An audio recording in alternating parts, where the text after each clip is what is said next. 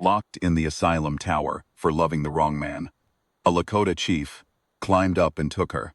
The rope I tied around my waist that night was the same, one I'd used to drag a dead bull out of a creek bed 3 winters before. 40 feet of it, heavy. Smelled like creek mud and old blood, even after the years. I remember thinking that when I looped it over my shoulder in the dark, that smell, and thinking it was a fitting kind of thing to carry up a wall where they kept people who weren't supposed to exist anymore.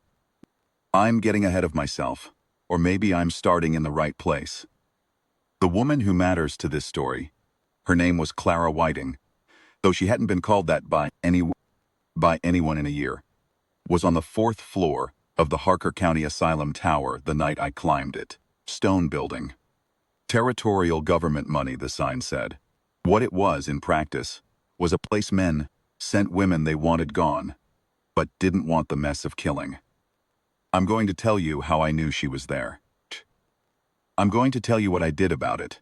And I'm going to tell you what it cost and what it gave back, because both of those things are real, and I won't leave either one out. My name is Standing Crow. I was 49 years old that year, chief of what remained of our band after the sessions. 61 people where there'd been 400. I had a scar across my left forearm from a knife fight I'd been in at 22, and another across my jaw from a different kind of fight I won't get into here. I wore my hair short by then, not because I was made to, but because I'd decided it mattered less than other things. I wore a coat I'd traded for in Deadwood brown wool, had a button missing off the left cuff, and I never replaced it. I didn't go looking for Clara Whiting, she found me. The trouble that was hunting her found me first. It started with her husband's hired man. Errol Geist was his name, a long, thin person with a face like something that had been left out to dry. He worked for Aldous Whiting, Clara's husband, who owned 4 sections of grazing land south of the river and had a half interest in the mercantile in Faro Creek. Aldous Whiting was the kind of man who accumulated land, credit, grudges. He'd accumulated a wife too, and then found her inconvenient. Errol Geist had come to my camp in late September, when the cottonwoods were going yellow, with a message that wasn't a message so much as a warning dressed up as a business proposal. Aldous Whiting wanted to buy out our access to the river crossing. The crossing my people had used for longer than the Whiting family had existed on. This continent we weren't blocking his cattle. There was room, but he wanted the thing to himself. I told Errol Geist no. Not unkindly, just no. Geist didn't argue. He pulled a piece of paper out of his coat and showed it to me without letting me take it. An order from the Territorial Land Office. He said Aldous Whiting had filed a contested claim. He said there would be officials out by spring, he said. And these were the words he used, that it might be better for everyone if my people had moved on by then. I looked at Errol Geist for a long time without speaking. He got uncomfortable, people usually did. Then I said, "You should go now," he went. I didn't know then about Clara Whiting. I didn't know there was a woman locked in a tower. I only knew that a man had ridden into my camp to tell me to disappear, and that I had told him no, and that nothing about that was finished. 3 weeks later, I was alone riding the North Ridgeline to check on a shelter we'd built there, when I heard something that didn't belong. At first I thought it was a hawk. A sound from above carried down the cold air. I pulled up and listened. There was wind, the scrape of dry grass, and somewhere far off, and then it again. Not a hawk. A person. I rode toward it. The Harker County Asylum Tower was 2 miles east of the ridge, visible from the high ground as a gray stub against the November sky. I'd seen it before. Knew what it was. The territorial government had put it up 8 years earlier, and in 8 years I had heard stories about it that didn't bear repeating, except to say that not everyone who went in was what most people would have called mad when they arrived. I couldn't hear words at that distance. I could hear a voice, high and thin against the wind, coming from a window near the top. I sat on my horse in the cold and listened to it until I was sure it was a woman, and then I rode closer. The tower sat on a flat piece of ground. with a low iron fence around it, and 2 outbuildings to the south. A man sat outside the main door, in a chair tipped back against the stone, asleep or close to it. His rifle leaned against the wall beside him. There were no other guards I could see. I rode to within 50 yards and stopped. The voice was clearer now. I still couldn't make out words. The stone swallowed them. But I could hear the rhythm of it. Not raving, not screaming. She was talking to herself the way a person does to stay sane when they have no one else to talk to. I recognized that sound. I'd heard it from my own people in certain bad winters. The voice you use to prove to yourself that you still exist. True. I looked at the window she was behind.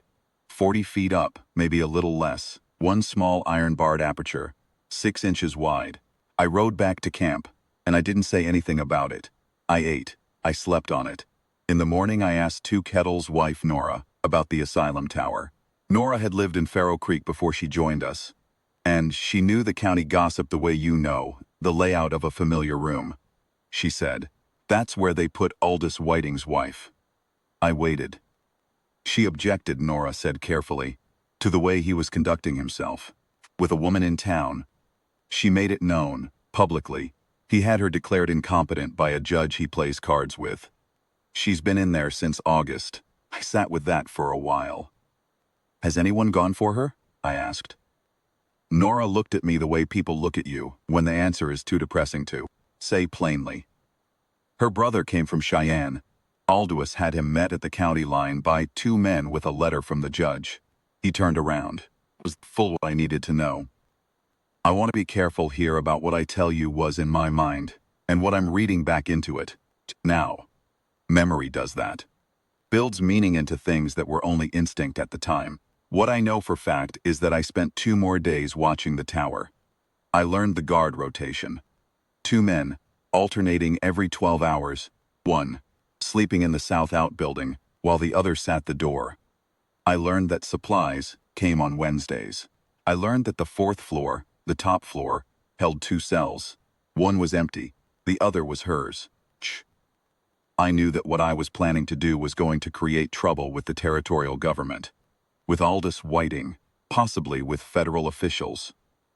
I knew it would be used against my people by every man who was already looking for a reason to push us further out. I did it anyway. I don't say that to make myself sound brave. I say it to be honest about the arithmetic. I looked at the ledger, and I saw a woman imprisoned by a man who'd bought a judge, on one side. And on the other side, trouble that was already coming for us, whether I acted or not.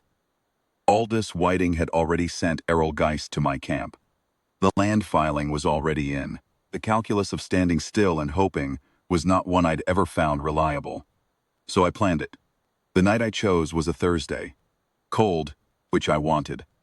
Cold kept the guard inside more than out, and it kept the sky clear, which I needed for the moon. Almost full. Enough light to work by, not enough to make me obvious at a distance. I left camp alone. I Two Kettle where I was going, and what I needed him ready for. He looked at me the way he always did when I said something that was plainly going to be dangerous. A long, flat look, and then a nod that meant he'd do what needed doing without saying another word about it. I took the rope, the brown coat, a knife, and a short iron bar I'd had for years. The bar was for the window, 40 feet of rope for the climb. I tied up my horse a 1/4 mile from the tower, in a hollow where she'd be quiet. Walked the rest. The frozen ground was hard underfoot, not soft. Good, because soft ground crunched and hard ground didn't. The cold had locked everything down to silence. The guard that night was a heavy-set man named. I found out later Crane. He was inside when I came around the north wall. I could see lamplight under the door of the outbuilding. The front door of the tower stood unattended. I went in. The inside of the tower smelled like damp stone and lye, and something underneath those things that I didn't want to name. A staircase wound up the left side, open in the center so you could see up 4 floors. I went up. My boots were soft-soled, and I took the stairs on the outside edge where they didn't creak. 3rd floor. 2 doors, both dark under the crack, both quiet. I kept going. 4th floor. One door on the left, a thin line of lamplight underneath. On the right, a door with a padlock through a hasp. I took out the iron bar. The hasp was bolted into wood, old wood, soft from the damp. The second pull broke it loose. The noise it made was not small. I stood still for 5 seconds, listening. Nothing from below. I pulled the door open. She was standing in the middle of the room. Not cowering back, not pressed into a corner. Standing. Looking at the door. The way you look at something when you've rehearsed what you'll do if it opens. And you're not sure whether this is the real thing or another drill you're running in your own head. She was thinner than I expected. Her hair was loose, dark brown shot with gray at the temples. She had on a dress that had once been blue and was now the color of the room. Her eyes were brown, and they were clear. Whatever they'd done to her in there, they hadn't broken that. I said quietly. My name is Standing Crow. I am going to take you out of this building. There is no time to ask questions. Come. Shh. She looked at me for what felt like a long time but was probably 3 seconds. Then she picked up a small bundle from the floor. She'd kept things ready, I realized, waiting, and she came to the door. Shh. That told me everything I needed to know about Clara Whiting. I took her down the stairs the way I'd come up. Slow. She didn't make a sound. Second floor landing, she put her hand on my arm once. Briefly, when a sound came from below. Just a settling of the building, nothing more. And I put my hand over hers for a moment to say, still. Wait, she waited. Then we kept going. Out the front door. Across the frozen ground toward the north. Away from the outbuilding and the light. The moon was bright enough that I could see our shadows on the ground. Ahead of us, 2 long, thin shapes moving fast.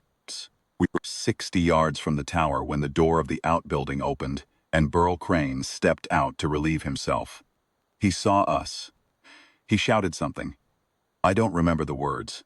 Just the sound of them, loud and loose and alarmed in the cold air, and went back inside for his rifle.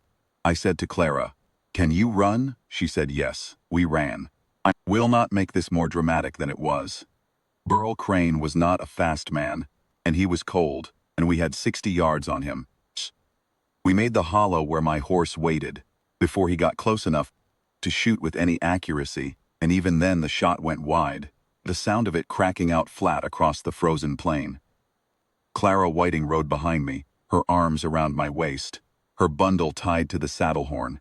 We rode hard for 20 minutes before I pulled up and listened. Nothing following. Not yet. I turned us southeast, away from my camp, toward a place I'd planned for. A dry wash, with an overhang of rock where a person could shelter, and a horse could be hidden from the track above. I'd scouted it 2 days before. We made it there a little before midnight. I built a small fire, shielded by the rock, and she sat close to it, without speaking for a while. I let her have the quiet. A person who's been locked up alone for 3 months has things they need to settle before they can talk. After a while, she said, "You're the chief of the band by the river." "Yes. Aldous wanted your river crossing." "He did." She thought about that. "So this isn't entirely charity." I looked at her across the fire. "It is not entirely anything. I saw a woman imprisoned. I know what it is to have people with power decide your kind doesn't have standing. I acted on that. Make of it what you will." She made a small sound that might have been a laugh in another life. "Fair enough. Her name," she told me, was Clara, not Mrs. Whiting. She used her father's name, Pharaoh, which was also, she mentioned without particular drama, the name of the town. Her grandfather, having founded it, and her husband having spent 30 years trying to own everything in it, and her grandfather's grandchildren having mostly allowed it. She said this plainly, the way a person recites the facts of a situation they've had time to fully absorb. She'd been in the tower since the 12th of August. It was now the 14th of November. I gave her jerky and hardtack from my saddlebag. She ate it without comment. I've noticed that people who've been hungry a while don't perform gratitude about food. They just eat. She ate, stayed in the wash, until 2 hours were dawn when I judged it safe to move. I had thought about where to take her. The options weren't good. Brother in Cheyenne. was the obvious answer, but the road there was the first place Whiting would watch. My camp was, and I said this to her plainly, likely to become a site of interest to the county sheriff within 24 hours, she said. There's a woman named Agnes Farrow in Billings. My cousin, Aldous, doesn't know about her. She married a man from Montana and changed her name. I have an address. Can you get there from the rail stop at Colby Junction? If someone puts me on the train. Colby Junction was 40 miles east. 2 hard days of riding, I said. Then we go to Colby Junction, she looked at me. That's 2 days, yes. You'll be in considerable trouble, I said. The trouble was already on its way. I want to tell you about those 2 days, because they were not what I expected. And I have thought about them more than probably warrants the telling. Clara Whiting was not a woman who needed to be carried. She'd been weakened by 3 months of poor food and cold. And the particular cruelty of being treated as though you aren't competent to decide things. And even so, she rode with her back straight, and she made no complaint about the cold or the pace. When we camped the first night, she built the fire while I saw to the horse, without being asked and without making a point of it. She asked me questions. Not the frightened ones. Not where are we going and will they catch us. She asked about the land. About the country we were moving through, which she'd looked at from a tower window for 3 months, and never been able to see properly. She asked which grasses stayed green through the winter, and why the creek bent the way it did in the low valley, and whether the rock formation on the East Ridge had a name. I answered her questions. Some of them I'd never put into words before, and I found that putting them into words was not unpleasant. She told me about her life before Aldous Whiting, which had apparently been quieter and better. Her father had run cattle. She'd grown up working beside him. She knew livestock. She knew weather. She knew how to read ground. She'd married Aldous at 23 because he was ambitious, and she'd taken ambition for strength. Was a mistake she seemed to have analyzed fully, and did not need me to comment on. I didn't comment on it. The second night we camped in a coulee, out of the wind. I had an oilskin I spread for her to sleep on, and she took it and slept 4 hours while I watched. She woke with the kind of sudden completeness that people develop when they've learned that drowsing back to sleep is a luxury they can't afford. She sat up, got her bearings in about 2 seconds and looked at me. You haven't slept, she said. I'll sleep when you're on the train. She looked at me for a moment, with an expression I didn't entirely read. Then she said, Do you know what I thought about, in there? In the tower? Shook my head. Not escaping. I thought about it, but that wasn't most of it. She paused. I thought about what I would say, if someone came. I rehearsed it.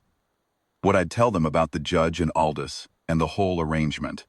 I wanted to be ready. I wanted to be able to say it clearly, so they'd understand, and not just see a woman who'd been in an asylum. She stopped. And then you opened the door and said your name, and said there was no time for questions. And I thought, yes, that's right, I said. You had your bundle ready. I'd had it ready for 2 months. I thought about that. 40 feet up in a stone tower. Bundle ready for 2 months, talking to herself to prove she still existed. You are a hard woman to keep down, I said. She said, don't confuse this with easy. Which was fair.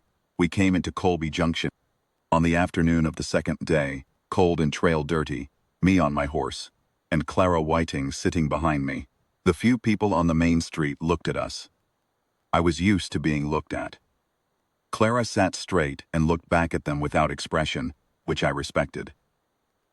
The station agent was a thin young man who went a little rigid when I walked through the door. I was accustomed to that, too. I said I needed a ticket to Billings for the woman behind me, eastbound, today, if there was a train. He said there was a train at 4. He said the fare was $6. I laid 7 on the counter. I said the extra $1 was for any trouble. He looked at the money, and looked at Clara, and looked at me. Clara said pleasantly, as if she were discussing the weather, I'd like to sit in the car, not the freight. Is that possible? He gave her a ticket. He did not take the extra dollar, but he did not give it back either. We had 40 minutes. Walked her to the platform, and we stood there in the cold, the rail line running straight east into the brown flats. She had her bundle.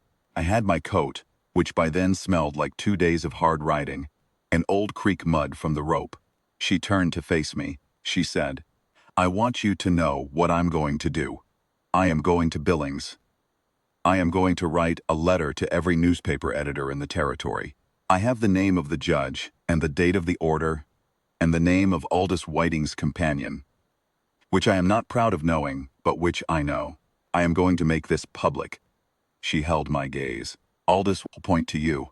He'll say a Lakota chief stole his wife. That is what they will print." I said, "I know. He will try to use it against your claim to the river crossing. He was already going to do that." She was quiet for a moment. "You knew that, before you came for me." I thought about it. She put her hand on my arm. Not the way she had on the staircase. Not a reflexive touch to say, "Wait, be still." A deliberate one. She looked up at me, and her eyes were the same as they'd been when I opened the door. Clear. Whatever they'd taken from her, they hadn't taken that, she said. "I'm going to write about the river crossing too. I know the law on prior use. My grandfather dealt with it himself. There are records in the county seat from 1861. I will find them." She paused. "You came for a woman you didn't know because it was right. I am going to make sure it costs you as little as possible, and I am going to take a very long time doing it." I didn't say anything for a moment. The wind moved her hair. The sound of the train came from far down the track, a low vibration before the sound. I said, "You don't owe me anything," she said. "I know I don't." A small pause. "That's why I'm doing it." The train came in with its noise and its steam, and the smell of coal smoke spreading over the platform. She picked up her bundle. She looked at me one more time. Not the look of someone saying goodbye, but the look of someone who is starting something and wants to mark the start of it properly. Her hand came up, and she touched my jaw. Just once, for the scar ran from the ear to the chin. Not a pitying touch, a steady one.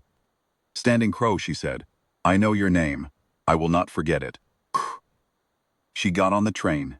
I stood on the platform until the out of sight, which was longer than I usually stand still for anything. Then, I rode back west toward camp. Two Kettle was waiting at the ridge. He fell in beside me without speaking, which was his way. We rode for a while. Eventually he said, "Did she get out?" "She's on the train." He nodded. "And?" I thought about how to say what had happened on that platform. I thought about her hand on my jaw and the words she'd said. And the look she'd had in her eyes when she said them. "She's going to fight for the river crossing," I said. Two Kettle looked sideways at me. "That's what she said. That's what she said." He was quiet for a while. Then, "What did you say?" I told her she didn't owe me anything. And she said she knew that. Two Kettle rode on for another 100 yards in silence. Then he said, without looking at me, "Good woman." I said, "Yes." The trouble came, as I knew it would. The county sheriff rode to our camp with 2 deputies 4 days later. He had a warrant for questioning, which was the most they could manage since no one was alleging I'd committed a crime they could name. The woman's commitment had been signed under fraud, which was becoming harder to pretend otherwise, since Clara Farrow, as the Billings papers were now calling her, had begun writing letters. I answered the sheriff's questions.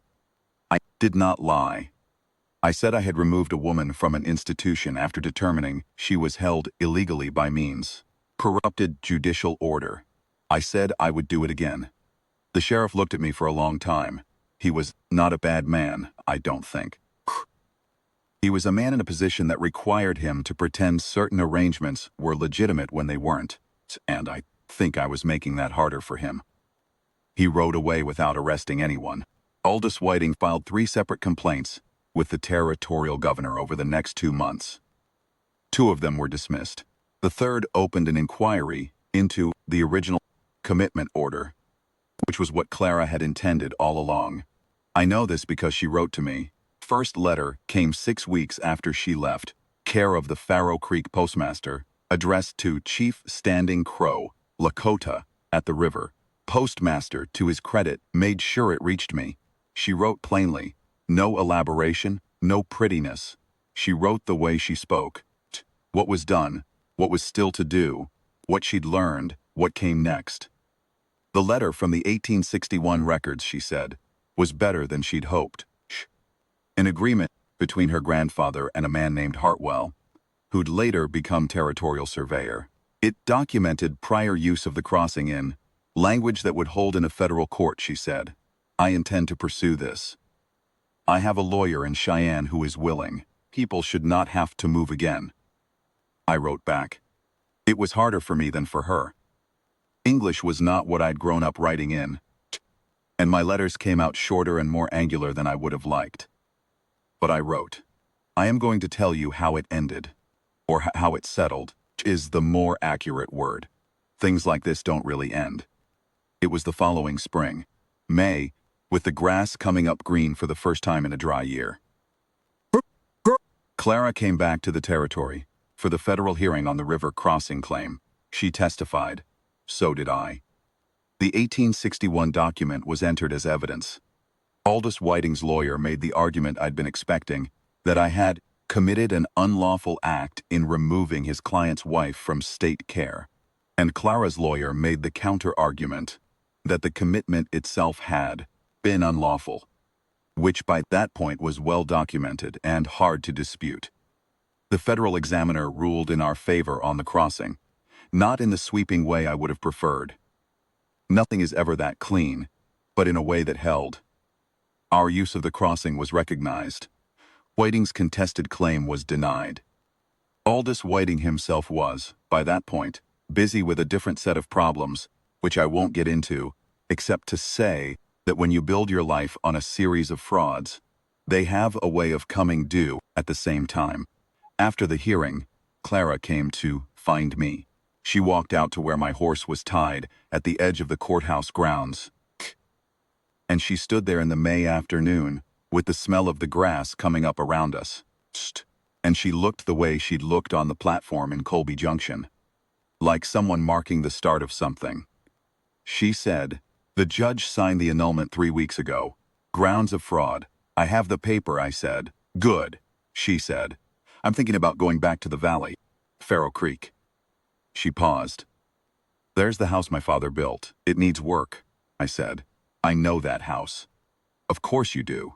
She smiled, briefly, the first time I'd seen her do that in daylight. I thought you might. We stood there in the May afternoon, and I thought about the tower, and the rope smelling of creek mud, and the frozen ground, and the sound of a train. And a woman's hand steadies on a scar and a letter addressed to me at a river. And all the things that had led to this particular afternoon in this particular air that smelled of new grass, she said. Would you come see it? When I've got it fit to show. I said I would. She held out her hand, not to be helped or held. To shake. The way two people shake hands when they've come to an understanding and want to mark it. I shook it. Grip was firm. I should have expected that by then. I won't tell you everything that followed. That's not what this is. But I'll tell you this much, because it's the truth and it belongs to the story. I did go see the house, that July. She'd been at it for 6 weeks by then. New timber in the south wall, the roof patched, a kitchen garden put in behind. She met me at the gate in a work dress, with mud on her boots and sawdust in her hair. And she didn't apologize for either. She showed me the house the way a person shows something they've built. Not to impress, just to show. In the kitchen, she'd tacked the 1861 document to the wall. The original.